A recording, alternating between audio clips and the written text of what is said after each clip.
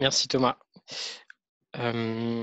Donc oui, effectivement, hein, ça sera assez classique. On ne va pas révolutionner le principe du webinaire aujourd'hui. On va vous présenter un petit peu ce dont on voulait vous parler. Et à la fin, on prendra un temps assez suffisant pour répondre à vos questions. Donc n'hésitez pas à les noter dans le chat. Ça serait dommage d'oublier vos questions. En termes d'agenda, on va revenir d'abord sur le contexte, pourquoi ce webinaire et également comment est née la méthode ACT, pourquoi elle est née. Ensuite, je laisserai la parole à Edouard pour nous présenter l'initiative, concrètement comment ça allait se passer. Ensuite, petit retour sur l'expérimentation de Acte Bâtiment, puisque pour les plus assidus d'entre vous sur l'actualité des Codev ou de Acte, vous avez peut-être su qu'on faisait cette expérimentation. Et là, c'est l'occasion de revenir un petit peu sur les résultats et sur les grands enseignements qu'on a pu en tirer. Et également pour les entreprises qui ne sont pas du secteur du bâtiment, se rendre compte un petit peu concrètement comment ça peut marcher quand on l'applique à un secteur. Donc voilà, c'est une sorte de mise en exemple de la méthodologie. Et enfin, à la fin de la présentation, c'est la question que vous vous poserez tous. Comment rejoindre l'aventure? Comment participer à ACT? Et là aussi, on vous donnera quelques éléments de réponse. Et enfin, le traditionnel question-réponse dont je viens de parler. D'abord, pourquoi ce webinaire? Tout simplement l'urgence de la situation. Je pense que toutes les prises de parole sur les enjeux du changement climatique sont importantes, et notamment pour mettre en avant des initiatives telles que ACT qui permettent aux entreprises de se structurer pour faire face aux enjeux auxquels on va faire face sur les prochaines années. Le deuxième point, c'est le contexte un petit peu particulier du Covid-19. Pendant cette période, on a beaucoup parlé du monde d'avant et du monde d'après. Et justement, pour préparer ce monde d'après, eh bien, il va bien falloir des outils, des initiatives telles que ACT. Donc, je pense que c'était un moment approprié pour pouvoir en parler. Et là, je fais un peu écho à l'illustration. Donc, on est dans une phase de déconfinement. On est assez content que tout ça soit passé, c'est derrière nous. Maintenant, il va falloir regarder les enjeux qui vont arriver, et ces enjeux seront sans doute beaucoup plus contraignants, beaucoup plus importants. Donc, il faut dès à présent se préparer pour construire des entreprises, des sociétés résilientes. Et on a vu que pendant cette période, les entreprises, les gouvernements ont pris des mesures extraordinaires, exceptionnelles. Du coup, il faut aussi qu'on anticipe et qu'on ne soit pas dans la réaction, mais plutôt dans la proaction par rapport à ces sujets-là. Et le troisième point, c'est de dire que l'actualité de ACT est chaude, un peu comme les températures en ce moment. L'idée,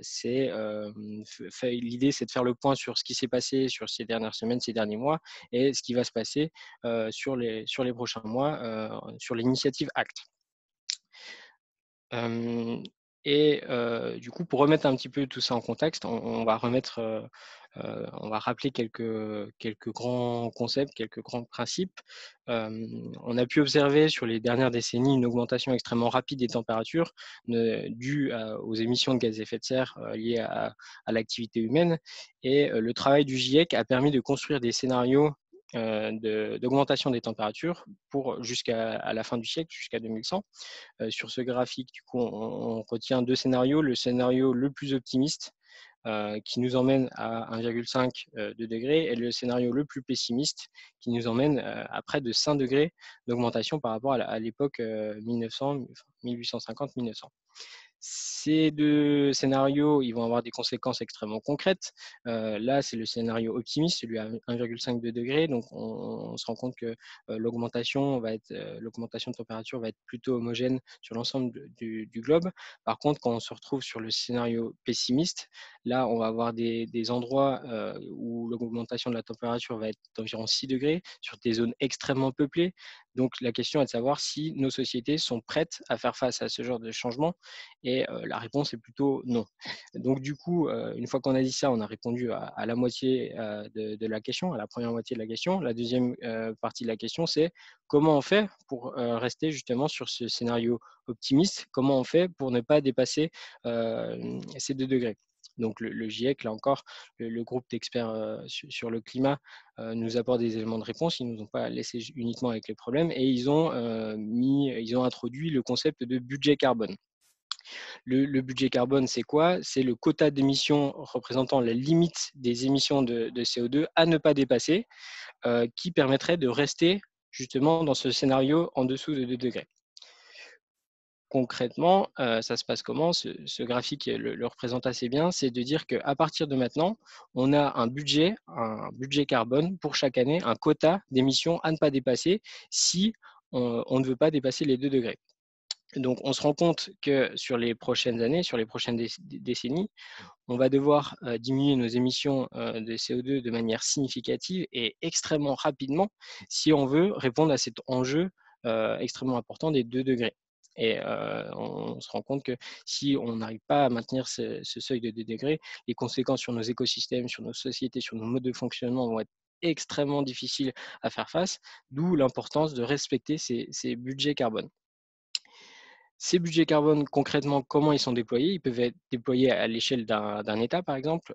Donc, c'est ce qu'a fait la France avec la SNBC, la Stratégie nationale bas carbone. Donc, ça, c'est un site qui permet de suivre justement l'historique des émissions de gaz à effet de serre en France et de connaître également les objectifs de réduction que s'est fixé la France par rapport justement à ces budgets carbone. Donc, sur les dernières années, on se rend compte qu'on était au-dessus des objectifs. La SNBC, la stratégie nationale bas carbone, a été révisée pour le budget 2019-2023, mais ça n'aura pas d'impact sur le moyen terme, ça aura un impact que sur le court terme, puisqu'on se rend compte qu'à partir de 2025, les objectifs sont les mêmes, et même qu'il va falloir faire des réductions encore plus importantes sur les années suivantes. Donc, cette SNBC, elle est également déclinée en secteurs d'activité, transport, résidentiel, agriculture, etc. Et l'objectif, c'est que chaque acteur du secteur puisse s'approprier ces objectifs de réduction, s'approprier ces budgets carbone pour que le secteur entier puisse respecter les engagements de la France via la SNBC. Donc ça, c'est un élément. Mais ce qui nous intéresse, nous, c'est pour les entreprises, comment s'approprier cette idée de budget carbone et cette idée de trajectoire de degrés. Eh bien, on peut prendre l'exemple du SDA, du Sector Decarbonization Approach. Et en fait, l'idée est assez simple. L'idée, c'est qu'on a ce budget carbone global et chaque secteur d'activité va avoir un budget alloué. Donc là, du coup, c'est en fonction de son historique, de sa place et aussi de la place qu'il va prendre sur les prochaines décennies. Et du coup, ça fait que chaque secteur a un budget par année. Et l'objectif, c'est de réduire ce budget petit à petit pour suivre ce scénario de trajectoire de degrés. Donc, l'entreprise, c'est que l'objectif, c'est que chaque entreprise du secteur puisse se fixer des objectifs de réduction en fonction du budget carbone alloué au secteur. Et donc là, ça me permet d'introduire ACT. L'objectif de ACT, c'est aussi de vérifier que l'entreprise met en place les actions nécessaires et suffisantes pour respecter ces scénarios de trajectoire de degrés et être assez transparent par rapport à ça. Et ça me permet de laisser la main à Edouard pour introduire vraiment ce qu'est l'initiative ACT. Merci Paul pour cette introduction et puis voilà, cette introduction aussi tu as bien déjà commencé à présenter ce qu'était ACT, en tout cas au niveau de l'objectif. Donc ACT, on est sur une initiative qui signifie Assessing Low Carbon Transition. Donc comme vient de le dire Paul, c'est l'évaluation de la stratégie climat des entreprises. C'est une initiative qui est internationale, qu'on a développée au moment de la COP 21, justement, quand on voyait beaucoup d'entreprises et d'acteurs non étatiques se fixer des objectifs de réduction. L'idée, c'était de voir justement si ces objectifs étaient alignés avec les trajectoires sectorielles qui viennent d'être présentées par Paul. Mais aussi, c'était pas que la validation des objectifs, c'était aussi savoir s'il y avait vraiment une réelle stratégie et des actions qui allaient permettre d'atteindre les objectifs fixés par l'entreprise. Donc, on l'a développé au niveau international à ce moment-là. C'est une initiative qui est portée par l'agenda d'action de la CNUC et qu'on co-développe, donc nous l'ADEME, avec le CDP, que vous connaissez sûrement, et qui est du coup expert en termes de reporting climat des entreprises au niveau international. C'est une initiative aussi qui est financée par l'Europe, notamment par le réseau Climate Kick, qui nous aide du coup à développer cette initiative. L'idée, c'est d'apporter un outil d'évaluation pour les entreprises qui permet d'accompagner ces entreprises vers une économie bas carbone. Donc, on a 4 grands piliers. Le premier grand pilier, c'est la transparence. L'idée, c'est de fournir une information qui soit indépendante sur la cohérence de la stratégie bas carbone des entreprises. Le deuxième pilier, c'est le côté sectoriel. Cette démarche, elle est sectorielle. On a vu que les trajectoires étaient sectorielles, les trajectoires de transition. Donc, c'est important d'avoir une stratégie, enfin, d'avoir des méthodes d'évaluation qui collent à ces trajectoires-là et qui, du coup, aient des spécificités sectorielles. L'idée, c'est d'avoir aussi une évaluation, donc une évaluation de l'alignement de la stratégie par rapport aux enjeux et aux objectifs de la décarbonation de l'économie, donc en fournissant du coup une évaluation indépendante qui permettra d'alimenter des exercices comme la TCFD ou les reportings extra-financiers. Et puis, l'idée de ACT, c'est justement d'aller au-delà de ce qu'on faisait déjà. Par exemple, un des constats qu'on faisait sur ACT, c'est que, au moment où on a initié ACT, c'est que le bilan d'émissions de gaz à effet de serre était très bien nécessaire pour bien connaître ces émissions de gaz à effet de serre au niveau des entreprises. Mais par contre, ça ne permettait pas de se projeter dans le temps, de se projeter justement dans ces trajectoires. Et l'idée, c'était justement, avec ACT, d'aller au-delà d'un inventaire, d'un bilan, et d'intégrer vraiment les enjeux de la transition dans une stratégie d'entreprise. Du coup, sur la slide suivante, merci Paul. Du coup, ACT en fait se structure autour de 5 grandes questions qui sont vraiment les 5 questions clés de l'approche. La première, je pense que vous l'avez compris maintenant, c'est les objectifs. Est-ce que l'entreprise s'est fixé des objectifs en termes de réduction des émissions de gaz à effet de serre? La deuxième question, c'est son plan de transition. Comment elle prévoit d'atteindre ces objectifs? Donc là, on commence à toucher la question des méthodes. On regarde aussi la composante, on va dire, présente de l'entreprise. Quelles sont les actions que l'entreprise fait actuellement, qu'elle entreprend actuellement. Et on va regarder aussi le passé, c'est-à-dire quel est l'historique récent des actions de l'entreprise sur la question de la transition bas carbone. Et puis la cinquième question, c'est la question de la cohérence globale de l'ensemble de la stratégie et des actions de l'entreprise. Et ça donne un score ACT. Alors, là, avec ces 5 questions-là, on voit qu'on est sur une question dynamique. On n'est plus sur une question statique, on est sur une approche dynamique où on va regarder du coup l'entreprise en vidéo, quoi. dans le passé, dans le présent et également dans le futur pour avoir justement cette approche dynamique de l'entreprise. Slide d'après, s'il te plaît, Paul. Merci. Et donc voilà, le score ACT est le suivant. C'est bon, là c'est une illustration, hein, bien sûr, mais c'est une note qui se décompose en 3 éléments. Le premier élément, c'est un score de performance qui va de 0 à 20. C'est vraiment la note d'alignement de la stratégie par rapport aux objectifs de décarbonation du secteur. Et en fait, cette note-là de 0 à 20, cette note de performance, on va la regarder, on va l'évaluer, la noter en analysant 9 modules, qui nous semblent être les 9 modules importants pour évaluer une stratégie climat.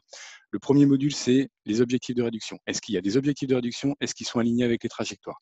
Là, on est très similaire avec des initiatives type Science Based Targets Initiative. Alors l'approche est quelque peu différente, mais dans la philosophie, dans l'esprit, c'est tout à fait la même chose. La deuxième question, ce sont les investissements matériels. Donc là, en fait, on rentre dans la valeur ajoutée de ACT et la complémentarité de ACT par rapport à ces initiatives, c'est-à-dire qu'on va regarder les actions que l'entreprise met en place pour atteindre ses objectifs. Donc les investissements matériels, par exemple, c'est quand je détiens une flotte de véhicules, est-ce que j'investis dans des véhicules bas carbone pour justement atteindre mes objectifs de réduction. On va regarder l'investissement immatériel. Par exemple, là, c'est les investissements en R&D. Est-ce que l'investissement en R&D que je fais en tant qu'entreprise est suffisamment orienté transition bas carbone? On va regarder du coup la performance des produits. Là, on est plus sur des enjeux liés au scope 3, les émissions indirectes et les émissions liées aux produits. Par exemple, pour un constructeur automobile, ça va être la performance en termes d'émissions de gaz à effet de serre des véhicules qu'il met sur le marché. Et ensuite, de manière beaucoup plus, donc ça, c'est des évaluations très quantitatives. On va vraiment mesurer la performance des entreprises, l'alignement des objectifs. Et ensuite, de manière plus qualitative, on va regarder comment l'entreprise on va dire, manage cette question de la transition en interne, mais également dans sa chaîne de valeur. Donc, on va regarder le management de cette transition bas carbone en interne. On va regarder comment elle travaille avec ses fournisseurs sur cette question-là, comment elle travaille avec ses clients aussi sur cette question-là, et comment elle s'engage publiquement via la participation à des groupes de travail, etc., pour justement améliorer les pratiques du secteur.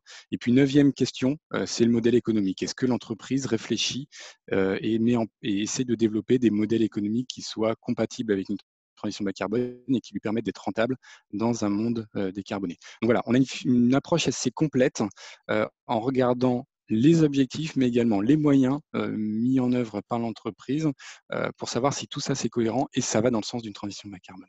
Donc ça donne une note de 0 à 20, 20 étant bien sûr la meilleure note. Ensuite, on a une note d'évaluation qui va de A à E. Ça, c'est plus une note, donc l'évaluation acte étant faite par une personne tierce, enfin, pouvant être faite par une personne tierce, ça va être du coup un regard un peu critique de l'évaluateur sur la note de performance, c'est-à-dire qu'il va regarder du coup 4 critères.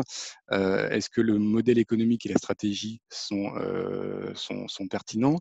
Est-ce qu'il y a des risques pour l'entreprise à faire cette transition, à ne pas faire cette transition? Est-ce qu'il y a des problèmes de réputation aussi de l'entreprise? Est-ce qu'il y a eu des controverses, par exemple, sur l'environnement ou sur la question climatique? Et est-ce que l'ensemble de la démarche est cohérente et crédible? Donc, c'est plus un regard extérieur de l'évaluateur sur sa note de performance. Et en fait, du coup, ça vient soit la conforter, si c'est un A, soit la nuancer, si on s'approche de E. Et puis ensuite, on a une note de tendance. Là, c'est un peu plus facile à comprendre avec soit un moins, soit un plus, soit un égal. Si on a un moins, on s'attend à ce que une évaluation future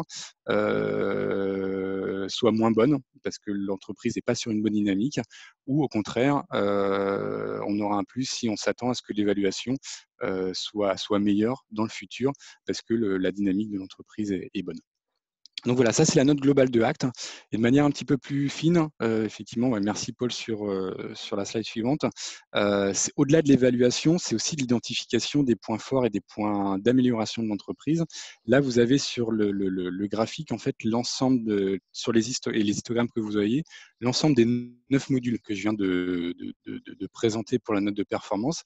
La hauteur de l'histogramme, c'est la note obtenue, et la largeur, c'est la pondération du module dans l'évaluation, puisque chaque module n'a pas la même importance et ça varie aussi selon les secteurs, selon les spécificités de chaque secteur. Et là, du coup, bon là c'est un exemple un peu aussi illustratif. On voit tout de suite, en analysant un peu plus le score de performance, que c'est un profil où il y a effectivement des points forts, par exemple tout ce qui va être de l'ordre du management, de l'engagement fournisseur, l'engagement client, etc. C'est une entreprise qui performe très bien, donc elle travaille très bien sur cette question de la transition. Premier histogramme, l'histogramme bleu tout à gauche, c'est les objectifs, donc elle a une note à 70%, donc ces objectifs sont plutôt corrects, ils sont plutôt alignés avec la transition.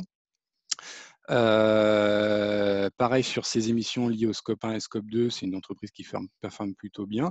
Par contre, le point faible, c'est qu'il n'y a pas assez d'investissement en termes de R&D et surtout la performance des produits vendus, voilà, les histogrammes gris et jaunes, sont en décalage par rapport aux objectifs que s'est fixé l'entreprise. Donc, ça permet d'avoir cette vision globale et de se dire, bah voilà, il peut y avoir un décalage entre ce que je souhaite faire et ce que je fais actuellement, et ça permet effectivement d'identifier ces points faibles-là et de rectifier le tir pour être vraiment aligné avec les trajectoires.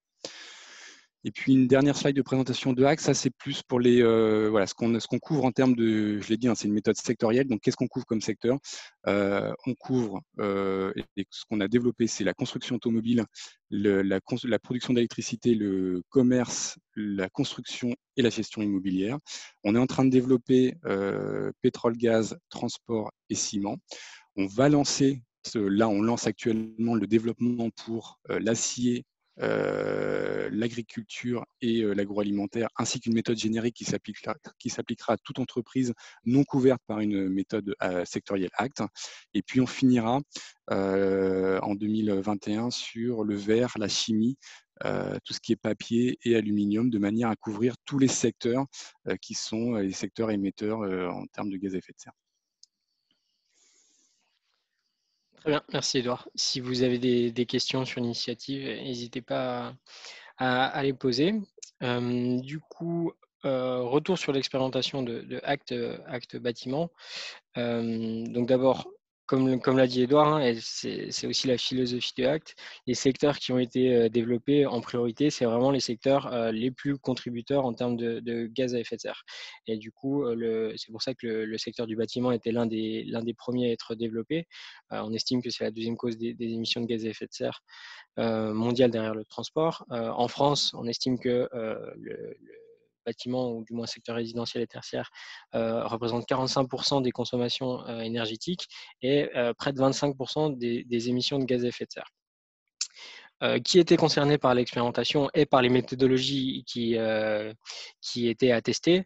Donc, il y avait deux méthodologies, une méthodologie pour les constructeurs, pour la construction, et une méthodologie pour tout ce qui était gestion immobilière. En termes de bâtiments qui étaient inclus dans le périmètre de la méthodologie, on avait les bâtiments commerciaux et les bâtiments résidentiels. Dans les bâtiments commerciaux, on avait tout ce qui était retail, les bureaux et les hôtels et restaurants. Étaient exclus du périmètre tout ce qui était lié aux bâtiments de santé, bâtiments d'éducation, bâtiments de tourisme. Pardon. Et dans le résidentiel, on avait à la fois les maisons individuelles et les maisons collectives. Donc ça, c'est ceux qui sont concernés par la méthodologie bâtiment. L'expérimentation s'est déroulée en 3 étapes. Il y a eu une première étape de recrutement des entreprises. Donc là, c'est selon des critères. D'abord, il fallait bien que ça couvre les deux secteurs, secteur construction et secteur gestion immobilière. La taille aussi, le but lors de l'expérimentation, c'est de prendre avoir un échantillon assez représentatif du secteur. Donc, il faut prendre à la fois des grandes entreprises et des petites entreprises. Et les entreprises étaient françaises puisqu'elles étaient subventionnées par l'ADEME. La deuxième étape, c'était les évaluations en elles-mêmes, c'est-à-dire que chaque entreprise était accompagnée par un consultant qui était formé à la méthode ACT, et le processus d'évaluation était toujours le même.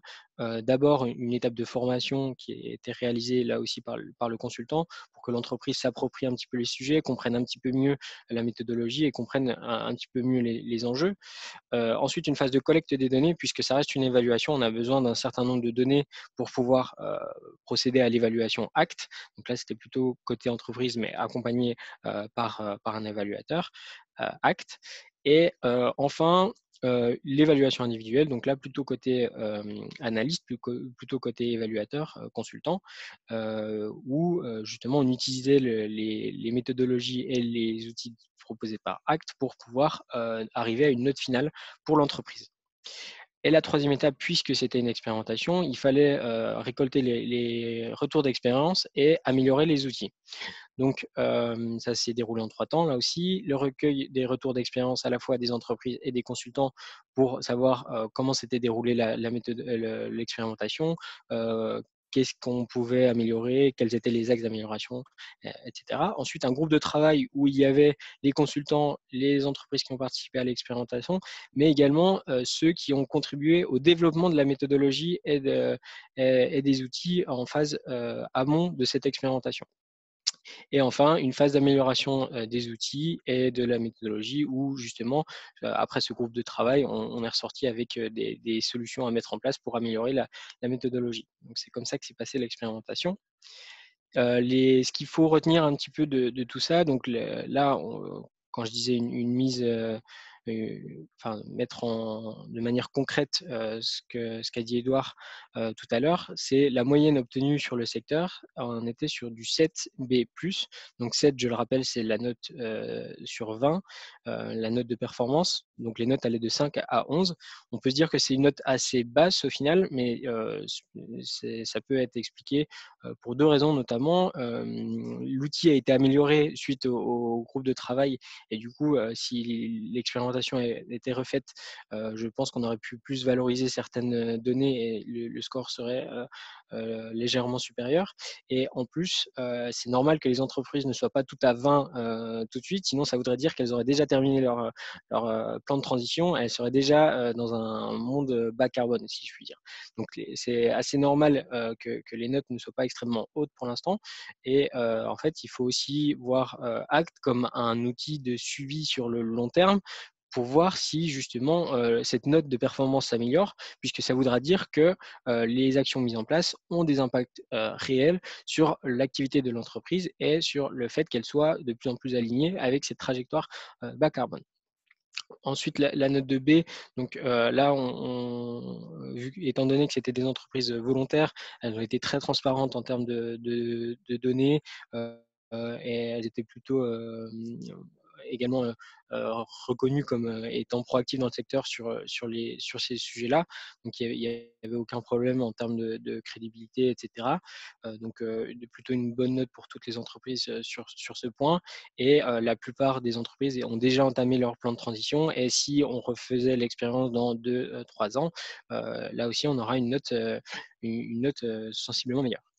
En termes d'entreprises qui ont participé, on a eu une foncière, 3 constructeurs et 3 promoteurs immobiliers.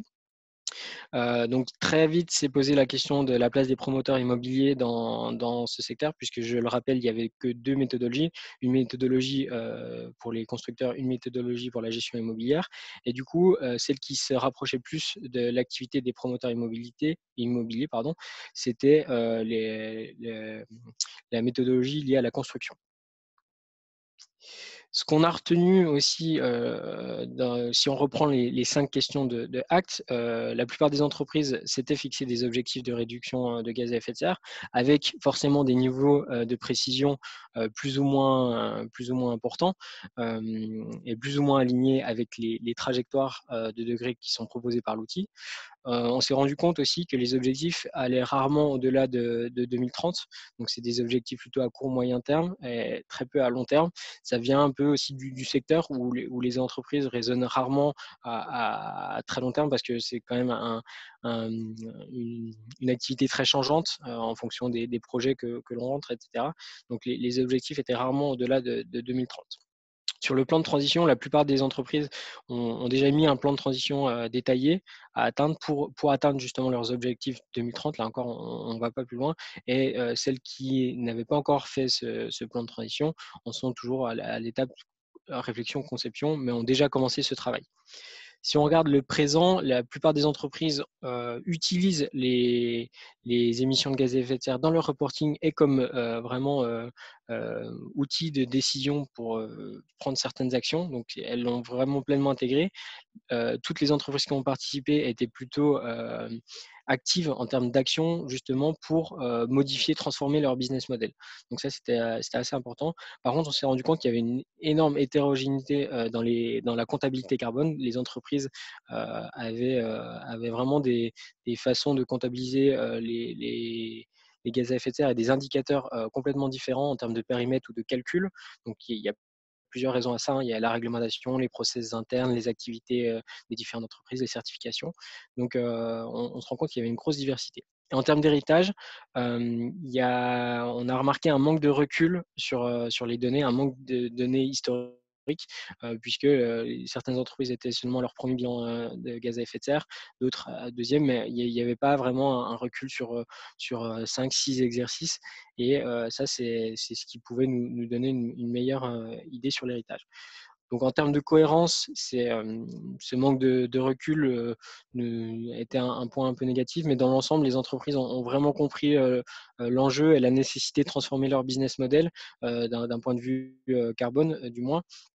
Et les entreprises avaient réellement envie de mettre des choses en place pour atteindre les objectifs qui s'étaient fixés et des objectifs à affiner.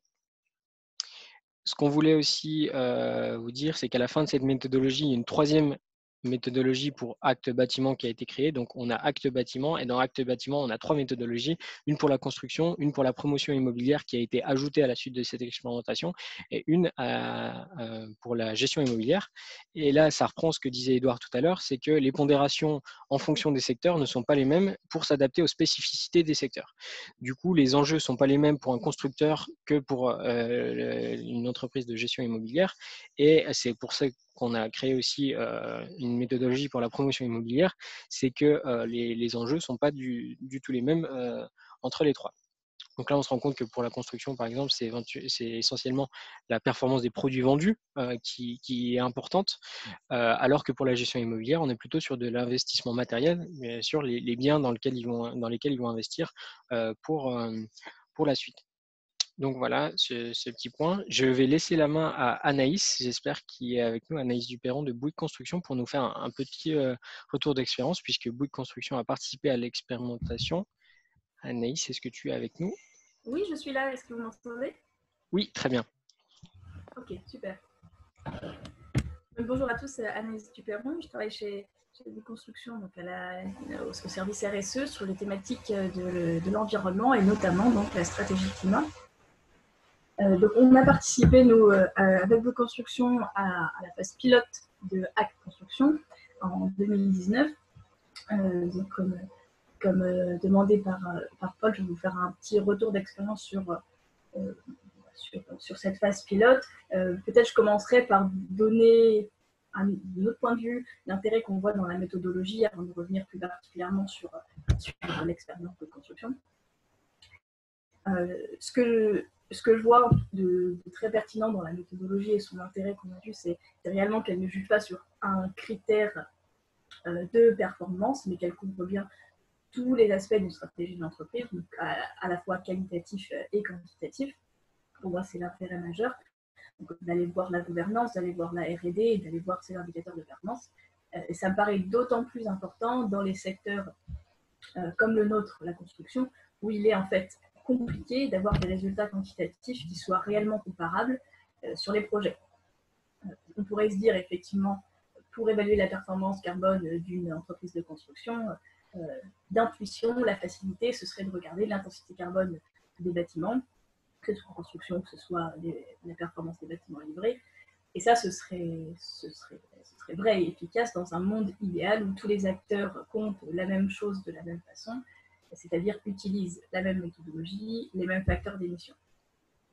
Le constat qui est fait, c'est qu'aujourd'hui, la réalité est pour l'instant tout autre. Donc, à part peut-être en France où on se structure de plus en plus avec l'arrivée de la réglementation environnementale 2020, on est loin au niveau mondial ou même européen de pouvoir parler d'une méthodologie qui soit reconnue et partagée. Chaque entreprise a pratiquement son outil aujourd'hui, pour faire simple. Donc, pour moi, à ce stade de maturité dans le secteur, il est extrêmement important de regarder de manière plus large, de ne pas se limiter à ces indicateurs chiffrés, mais bien d'aller voir ce qui se fait en termes d'actions concrètes, d'innovation, d'implication avec des associations dans la dynamique collective. Ceci étant dit, il est fondamental de parler à un moment d'indicateurs de performance et donc d'intensité carbone par mètre carré, puisque c'est l'indicateur qui va dans le sens de l'histoire. Pour nous, ça a complètement du sens pour moi d'introduire dans Acte et ça donne, on va dire, un cadre commun pour le secteur. Ça incite les entreprises à se structurer pour pouvoir mesurer leur performance de cette manière-là. Et puis petit à petit, on peut espérer que les méthodologies se figent et d'autres émergent, soient reconnues pour qu'on compte tous la même chose de la même façon et qu'on ait petit à petit des chiffres plus fiables, plus comparables et que donc ces trajectoires sectorielles arrivent à s'affiner. Donc ça, c'était mon retour plus global sur la méthodologie. Pour faire un retour plus précis sur nous, comment on a vécu l'expérimentation Acte, je dirais qu'on n'a pas eu de difficultés majeures sur toute la partie plutôt qualitative. Donc la partie gouvernance qui avait beaucoup de sens. À l'exception de certaines petites questions comme le pourcentage de fournisseurs engagés peut-être, ou des choses un peu à la marge où là on s'est dit ok, il faut une réelle maturité pour aller chercher ces informations-là, puisque à l'échelle d'un groupe comme de construction, on a certaines informations qui ne sont pas consolidées de cette manière-là. Là où on a eu par contre de réelles difficultés, c'est sur les indicateurs de performance en intensité, puisque en effet, Acte suppose finalement que l'entreprise pilote sa stratégie avec des indicateurs par mètre carré, par typologie et par pays. Et nous, c'était pas réellement, ce n'est pas notre cas, puisqu'on a bien une stratégie carbone de réduction avec des objectifs, mais qui sont des objectifs en absolu. Et on va suivre des KPI qui sont ciblés sur des actions, comme le béton bas carbone, et qui ne sont pas ciblés sur des projets. Donc là, on a eu, pour nous, en interne, un lourd travail de retraitement de données pour aller chercher ces indicateurs et les recalculer. Donc cette phase-là a été réellement chronophage. C'est là où on peut constater une inadéquation entre nous, notre stratégie en interne, et le cadre qui avait été donné par l'évaluation ACT. Donc, ça, c'était le constat à un instant T. En 2019, ce qu'il en ressort, c'est que pour les futures réflexions, puisqu'on est en pleine refonte de notre reporting, le cadre fourni par ACT, ça nourrit également nos réflexions méthodologiques. Et donc, à l'avenir, dans nos prochains systèmes de reporting, on se rend bien compte qu'il faut qu'on soit en capacité de sortir des indicateurs en intensité et par mètre carré. Et donc, ça a complètement influencé notre réflexion. Et on va changer petit à petit notre méthode de reporting. Et je dirais que si on refaisait l'exercice dans 1 an, dans 2 ans, on aurait des résultats complètement différents. Et pour moi, ça a du sens que le secteur se mobilise pour traduire nos performances sur des indicateurs qui soient communs et qu'on puisse petit à petit avoir ces fameuses trajectoires sectorielles qui nous manquent aujourd'hui dans le secteur. Voilà, donc pour synthétiser peut-être, je dirais que, à mon sens, l'entreprise, elle a parfaitement du sens. La méthodologie, elle a parfaitement du sens dans la manière dont elle est construite. Par contre, elle demande, et ça, il faut en avoir conscience, une grande maturité en termes de reporting carbone, si on veut pouvoir faire l'exercice de la manière la plus complète et efficace, bien sûr, et viser les tops en termes de notes. Merci Anaïs. Super. C'est pareil, si vous avez des questions sur le retour d'expérience d'Anaïs, n'hésitez pas à les poser. On l'abordera à la fin, si Anaïs reste avec nous jusqu'à la fin, bien sûr. Oui. Du coup, maintenant, je vois qu'il y a quand même pas mal de questions qui se posent et on va apporter quelques éléments de réponse. Édouard, sur comment rejoindre l'aventure ACT au final. Ouais. Oui, merci Paul et puis merci Anaïs pour ce retour d'expérience du coup sur ACT dans le secteur du bâtiment. Effectivement, voilà, une dernière partie sur comment rejoindre l'aventure. Ça permettra de répondre déjà à quelques questions qui ont été posées là sur le chat. Et puis après, je vais essayer d'aller vite pour justement qu'on ait le temps aussi d'aborder les autres questions. Donc en fait, il y a plusieurs possibilités pour nous rejoindre. Tout dépend en fait de notre calendrier aussi de développement méthodologique. Mais on souhaite à chaque fois impliquer les entreprises et les parties prenantes dans le dispositif et dans l'initiative ACT. La première manière de nous rejoindre, c'est en participant au groupe de travail technique. Alors ça, ces groupes de travail technique, c'est valable pour les méthodes en cours de développement, donc celles qu'on lance actuellement, c'est-à-dire l'agriculture, l'agroalimentaire et l'acier. On met en place des groupes de travail technique avec les différentes parties prenantes pour nous aider du coup à développer une méthode qui soit pertinente et robuste pour un secteur particulier. L'intérêt pour les entreprises, c'est voilà, de construire, de nous aider à construire et à développer cette méthode, donc d'avoir quelque chose qui a du sens. C'est aussi de pouvoir échanger avec les entreprises de vos secteurs et d'améliorer aussi, d'échanger un peu sur les bonnes pratiques et d'améliorer votre stratégie climat. Donc voilà, partage des bonnes pratiques, renforcement du réseau. Un autre intérêt pour vous en tant qu'entreprise, c'est d'améliorer aussi la visibilité de votre entreprise en étant visible sur le site ACT, en pouvant du coup aussi être cité et d'avoir la possibilité aussi de prendre la parole en public sur des événements ACT. Donc voilà, côté visibilité. Et ensuite, le dernier bénéfice, c'est d'être un peu, voilà, d'avoir les informations en premier, notamment via les expérimentations qui suivent et recevoir aussi des informations clés sur ACT. Donc voilà, ça c'est la première possibilité, nous rejoindre pendant les Technical Working Group qui nous permettent de développer la méthode. Et là, actuellement, c'est pour agriculture, agroalimentaire et acier. Deuxième possibilité, c'est de participer aux expérimentations. C'est la slide d'après, s'il te plaît, Paul.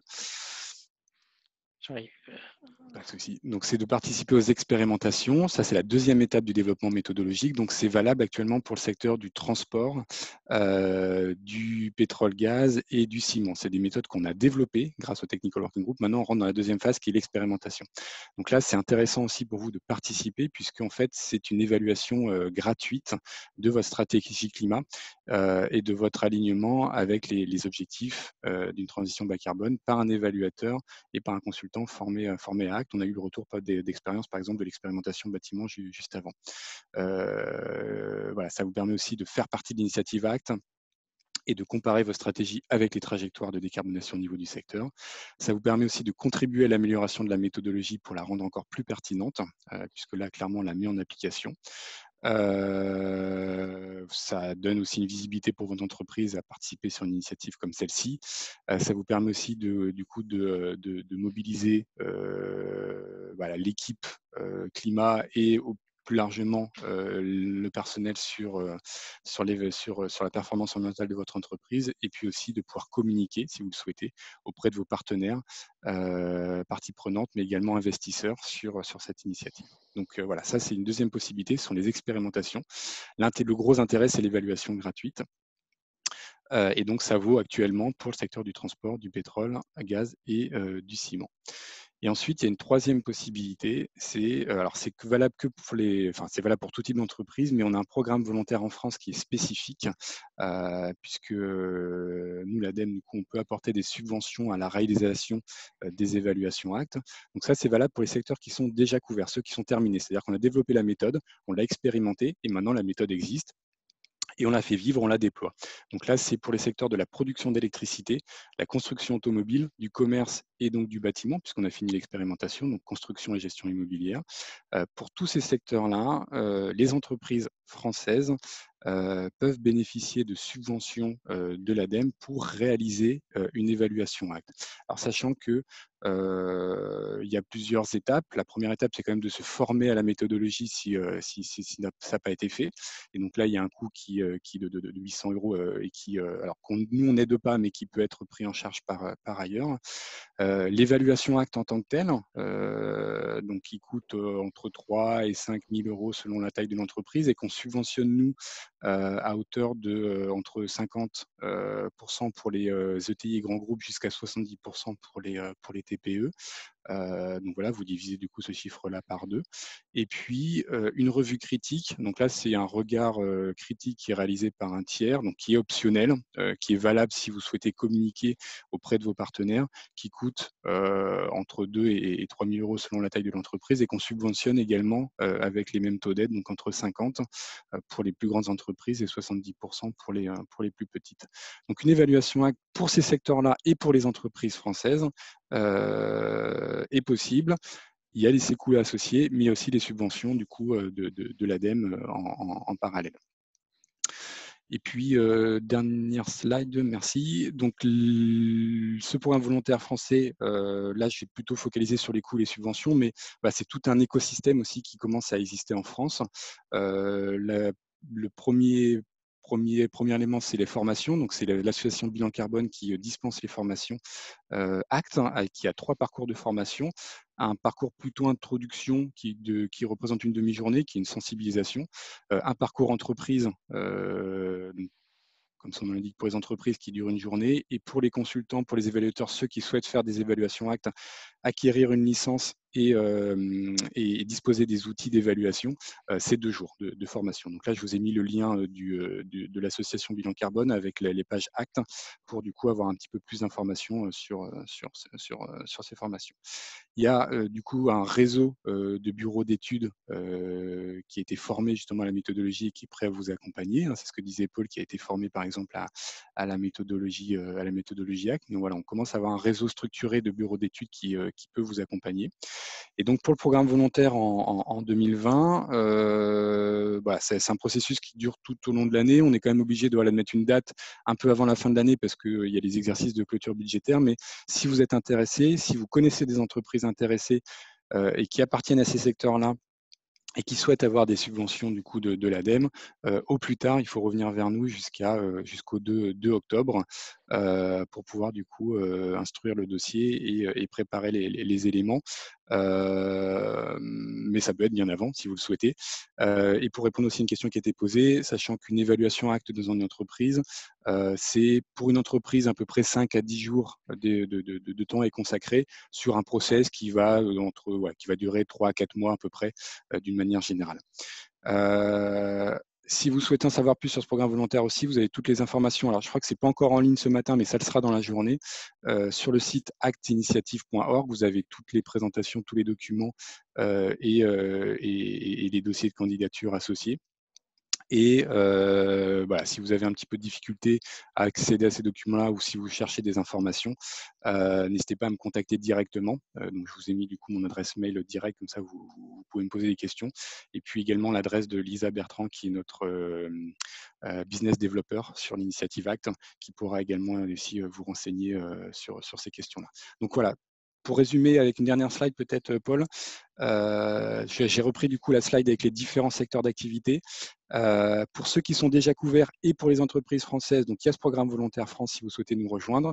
N'hésitez pas à venir nous contacter avant le 2 octobre.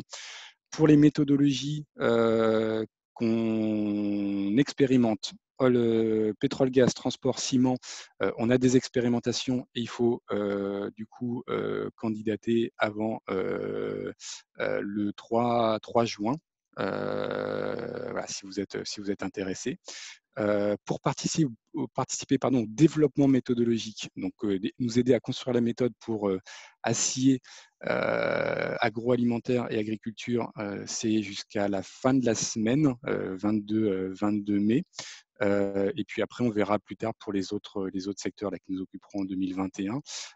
Toutes ces modalités de participation et de présentation, c'est bien sûr sur notre site ACT, donc actinitiative.org, où vous avez du coup beaucoup plus d'informations et beaucoup plus d'éléments sur ces manières de participer et de nous rejoindre sur ACT.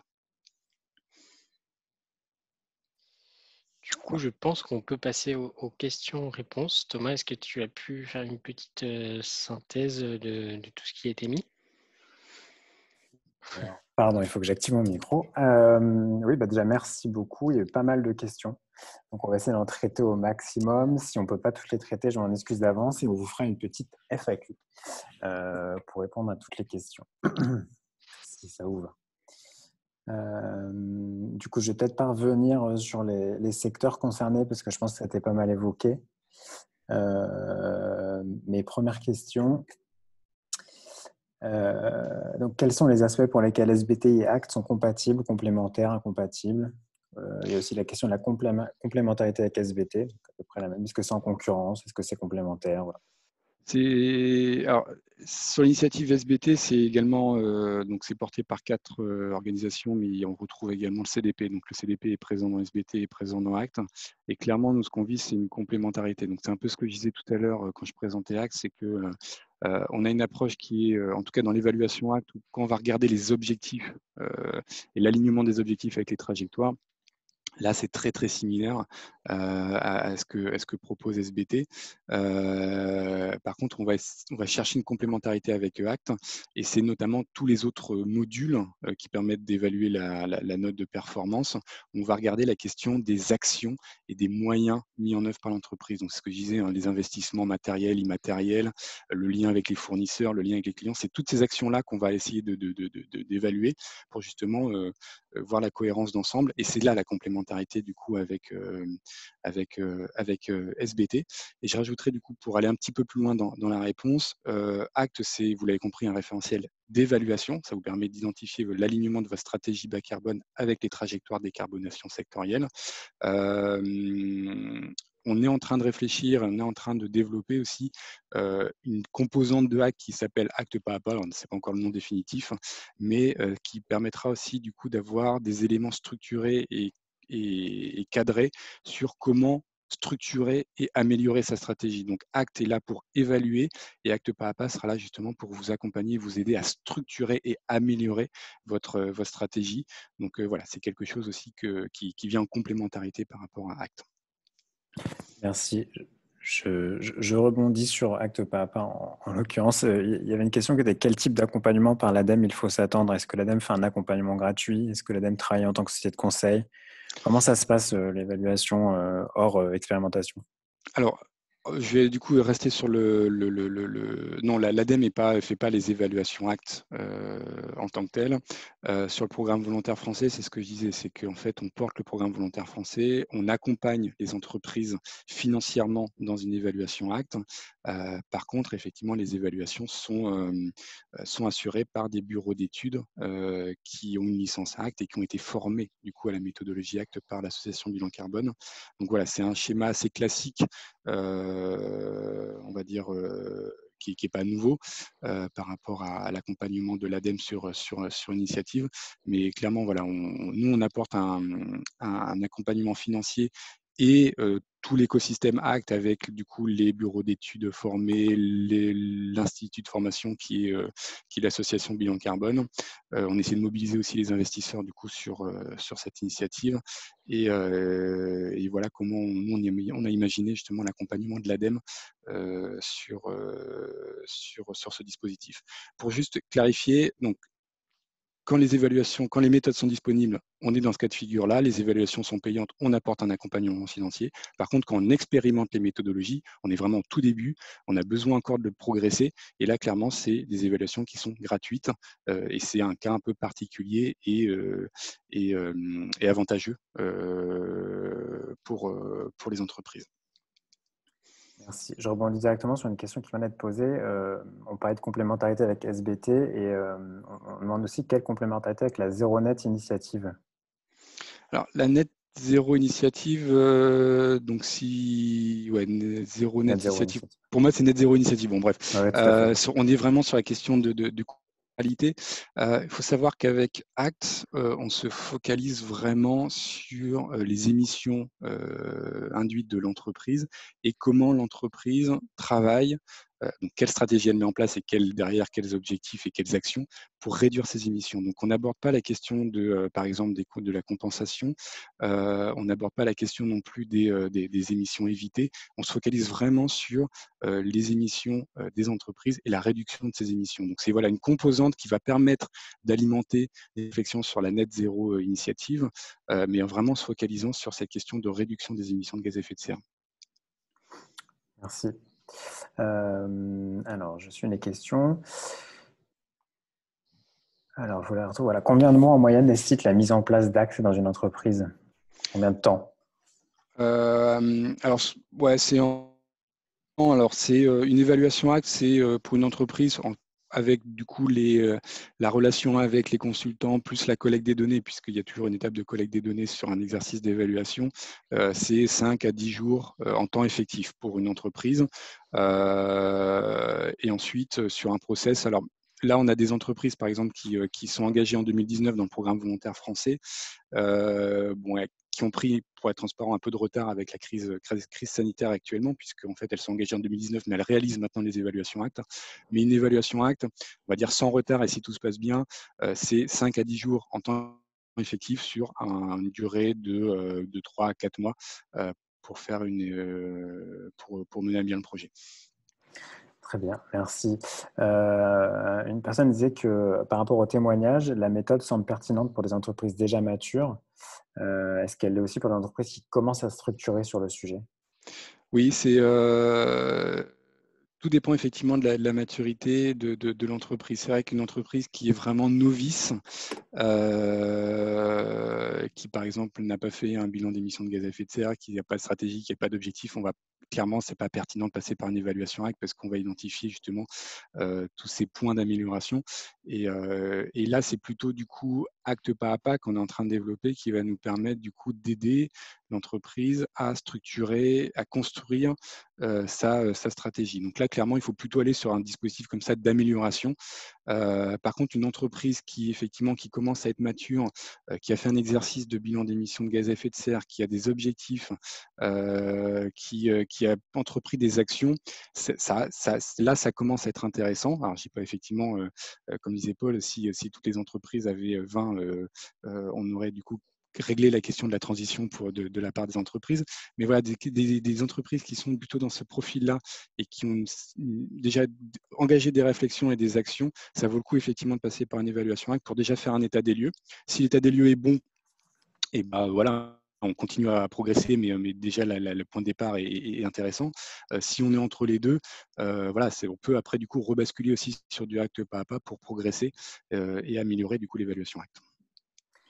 Merci. Si je peux rebondir, comme disait Anaïs tout à l'heure, ça permet vraiment d'identifier les axes de progression directement. Même si pour la première fois, on n'a pas forcément une bonne note, et ça donne vraiment une idée d'où aller pour structurer une stratégie climat dès le début et avec l'accompagnement acte pas à pas. Donc, si vous avez déjà une stratégie ou un début de stratégie, c'est loin d'être idiot de le faire, puisque ça permettra de vous donner des pistes d'action. C'est le retour qu'on a effectivement. Merci du coup Anaïs pour ce retour-là. Et puis c'est les retours qu'on avait aussi d'autres entreprises, notamment de PME, de TI avec lesquelles on a travaillé en 2017-2018, qui voyaient aussi justement Acte comme non pas seulement un référentiel d'évaluation, mais un référentiel d'identification justement des marges de progression. Donc clairement, ça va dans ce sens-là. Ouais. Est-ce qu'il existe une démarche comparable pour les territoires et les collectivités? Est-ce que c'est aussi en réflexion? Oui, c'est en réflexion. Il y a des travaux qui sont menés. Alors, c'est pas moi directement, mais c'est d'autres collègues du coup au niveau de la direction adaptation, aménagement et trajectoire de l'ADEME. Donc, on a effectivement une réflexion pour développer. Alors, acte ou pas acte, hein, parce que on verra au niveau du nom, mais en tout cas, développer cette philosophie à l'échelle des régions, avec notamment l'évaluation des SRADET. Donc voilà, ce sont des travaux qui viennent d'être lancés là, il y a un mois ou deux. Et donc, il y a des travaux qui ont été entrepris par l'ADEME à l'échelle des régions. Merci. Alors, je vois qu'il est déjà 10 heures. Est-ce que vous auriez vu des questions? Alors, je rappelle que pour toutes les questions qu'on n'aura pas pu prendre en compte, on va faire une petite FAQ comme ça, il n'y aura pas de frustration. Est-ce que, Je pense Paul? qu'il y a une question qui est revenue pas mal de fois, c'est les liens avec les établissements financiers. Ouais. Je te laisse peut-être, Edouard, Ouais, répondre à ça. alors effectivement, on ne l'a pas trop évoqué. C'est vrai qu'on a plutôt focalisé le discours sur le acte et l'entreprise. C'est vraiment la première cible de acte, mais clairement, c'est aussi des choses qui sont intéressantes pour le monde de la finance, c'est-à-dire que les investisseurs sont de plus en plus demandeurs justement dans les entreprises dans lesquelles ils investissent sur ces questions-là de transition, de progrès sur des démarches environnementales. Et on voit justement aussi avec la crise, c'est comment effectivement il y a eu des débats aussi sur comment accompagner les entreprises après la crise pour les aider à s'aligner du coup sur des trajectoires bas carbone et sur des progrès environnementaux.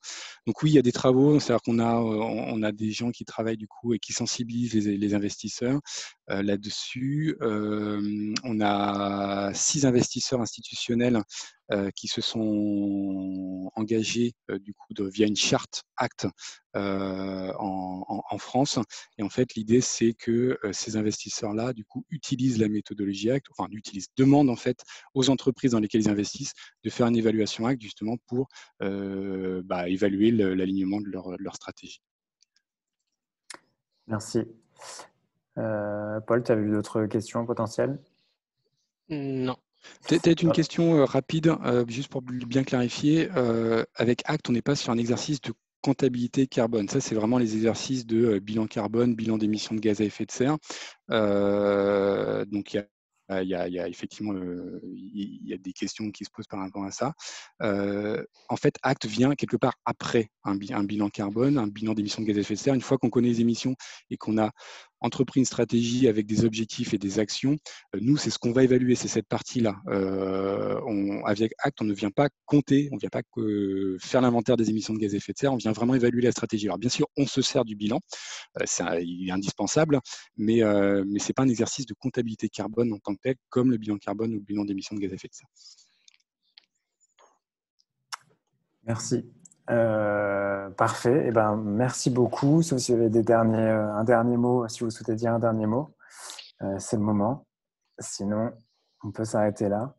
Non, on redétaillera bien toutes les questions qui ont été abordées dans la FAQ pour pas qu'il y ait de problème. Et si vous avez des questions supplémentaires et si vous voulez participer, que ce soit au groupe de travail ou au programme volontaire ou à n'importe quelle manière, n'hésitez pas à nous contacter.